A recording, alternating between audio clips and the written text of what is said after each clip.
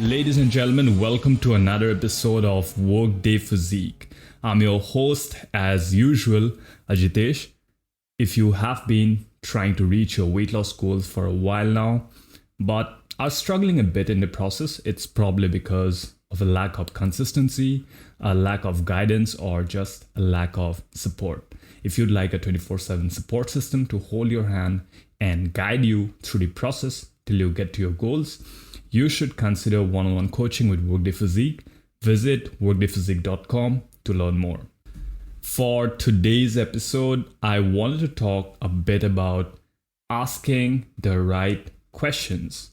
And not questions that you need to ask someone else, but questions that you need to ask yourself.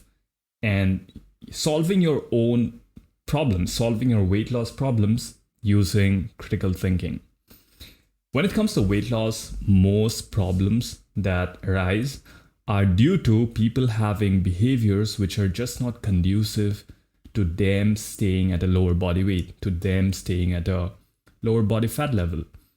And if you take 10 different people who are all struggling with their weight, people who are overweight currently, it's very likely that most of them would have similar behaviors that they share around food, around exercise, around lifestyle choices that they make on a day-to-day basis.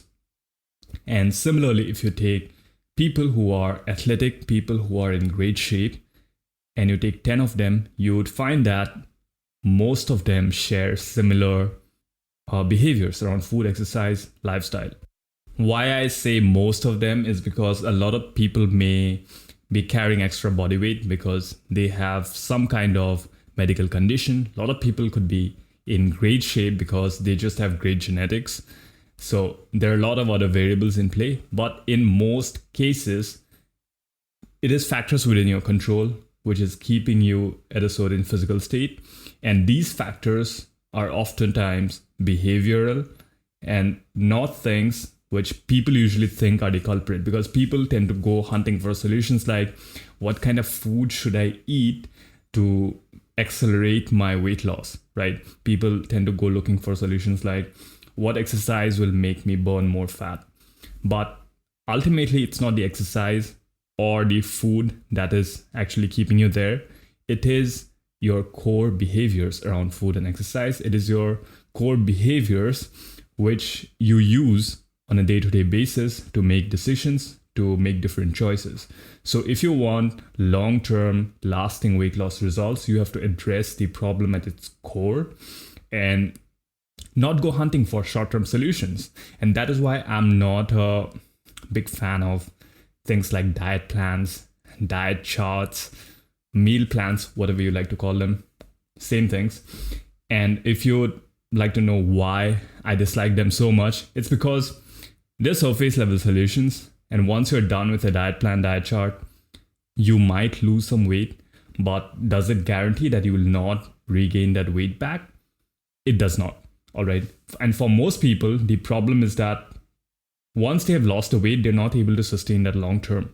So when you hop on a diet plan, diet chart, you got to ask yourself this: if you were to follow the same eating pattern, these same foods for the rest of your life, is that something that is possible for you? For most people, it isn't, because you'll be going out with friends, you'll be going to different social gatherings. There's no way for you to tell what tomorrow is going to look like, let alone trying to predict what the rest of your life, let's not even talk about that, the rest of your month, the rest of your week is going to look like.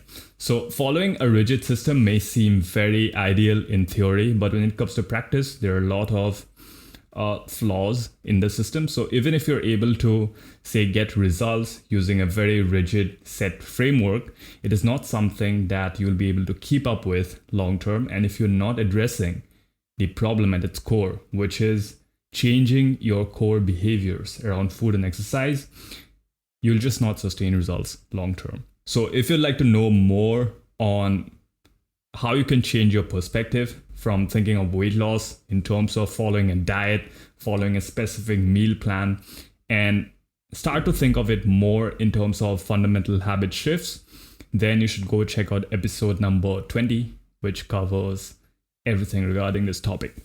But for today's episode, I wanted to talk specifically about asking questions and why asking the right questions can oftentimes give you the solutions to the problems that you're facing currently. For most of us, for you, for me, we don't like to listen to other people's advice. And if you think of the times when you talked about your problems to someone and they gave you instructions saying things like, you need to do this, you should go do this, you should go do that.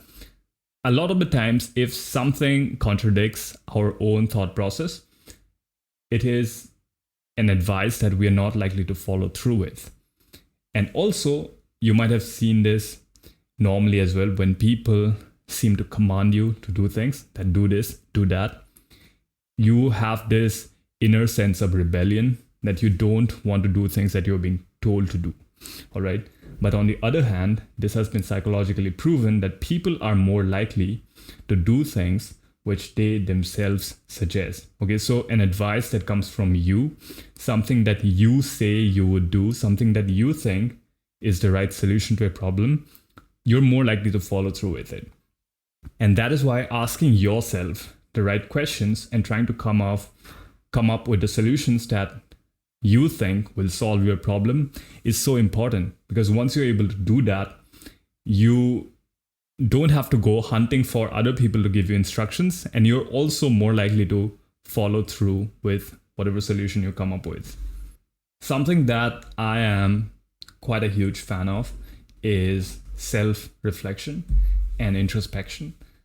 I think they're the same things, but yeah, I don't know why I just said self-reflection and introspection. They're kind of the same things. I don't know if they're different things, but I feel like that is so important. When you're trying to improve any kind of skill, the only two things which are important are deliberate practice, that is making a conscious effort to practice something regularly, and self-introspection, that is reflecting upon your actions and seeing if they align with what you're trying to achieve. And this even applies to when you're trying to make behavior modifications around food, around exercise. Because if you're just letting things be, if you're just not putting in deliberate, conscious effort to change some things, and if you're just relying on pure chance and probability to get things done, then it's a lot of guesswork. So you may end up getting the results, you may not end up getting the results. And I know that many people, they feel very happy when they suddenly see a drop in their weighing scale number, and they feel very disappointed when the scale number goes up. But there is oftentimes a lack of deliberate effort on their part to work on where they want to be. So it is a lot of just, accidental movement in the weighing scale numbers. So you're focusing on the wrong things if you're not taking deliberate action to work on yourself, using self-introspection to understand where your behaviors are currently and where they should be.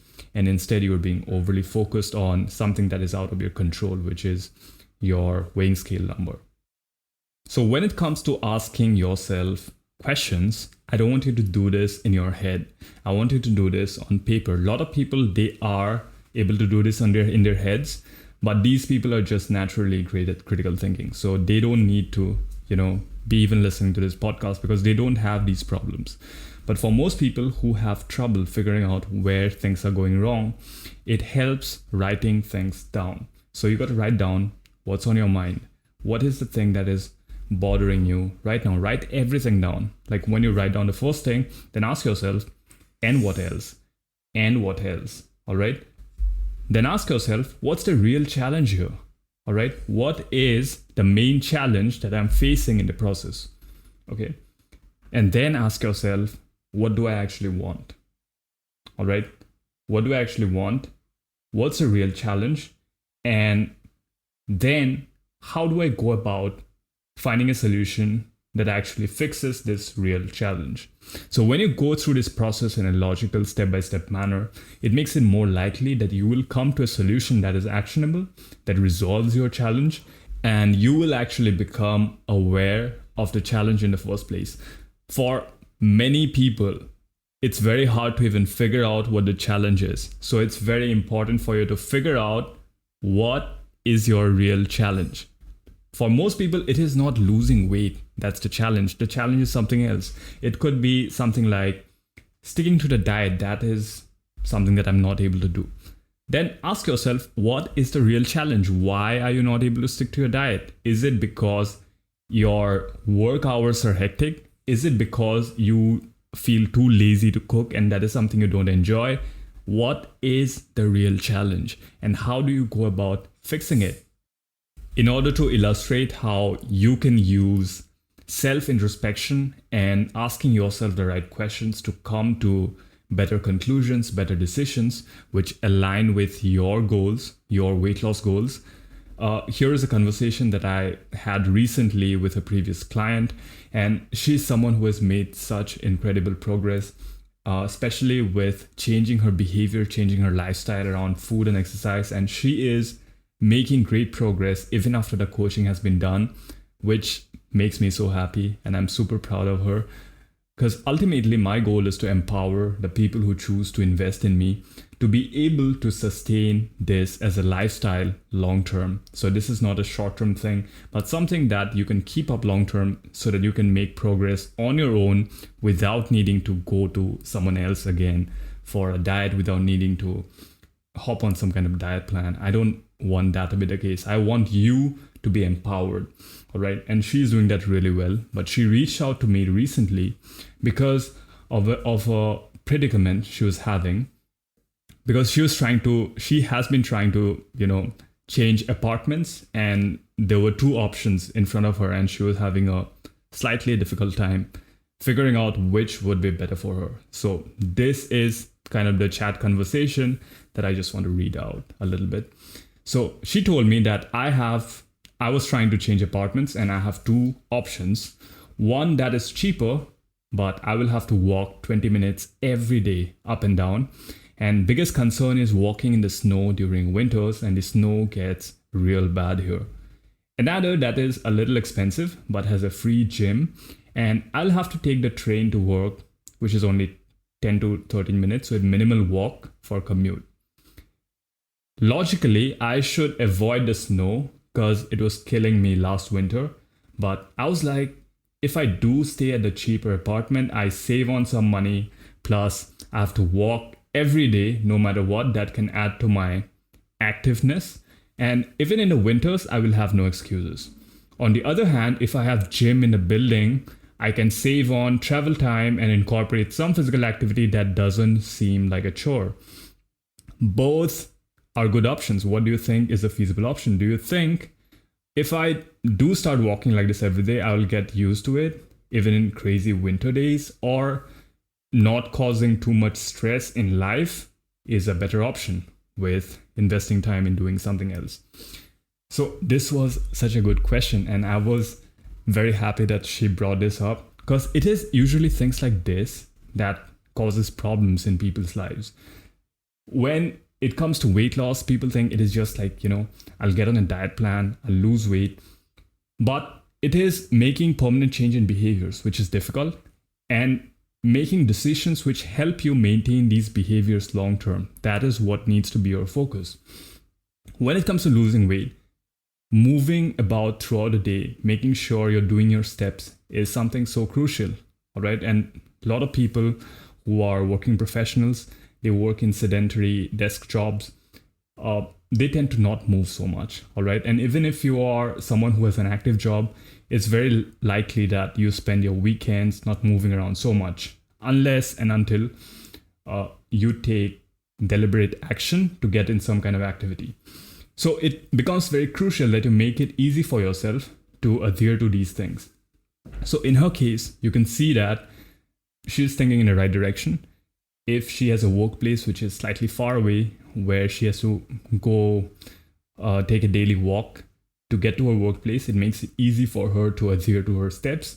But at the same time, there is the problem of snow, right? And she had trouble adhering to a walking routine, any kind of activity during the last winter. So here is what I suggested. All right, instead of just straightforward, telling her what needs to be done. I just asked her a few questions. And this is what you need to do if you are having trouble making decisions, which will help you reach your goals. So this is what I asked. A few questions that you need to ask yourself. That's what I sent her. Number one, if it snows real bad, would you still walk weekends as well? You have to be a little realistic here. Question number two, considering that your life is already quite hectic and stressful, is additional stress from environmental inconvenience a good idea, even if it forces you to move more? And question number three, if you have free gym access and more time, will you use that time to get your steps done in the gym instead? So these were the three questions I asked, and then I added, either situation will work, but I have a bias. I would always advocate for spending extra money to save time than the other way around. You'll be more relaxed, happy, and productive. Before I get to her response, I just want to emphasize on the last point, which is super important. A lot of people feel that if they go with low budget options, even if it means, facing some kind of inconvenience, staying with some kind of extra stress, it is worth it because they save some money. I would like to suggest otherwise. If you invest in something which is slightly more expensive, it means you'll get your job done more efficiently.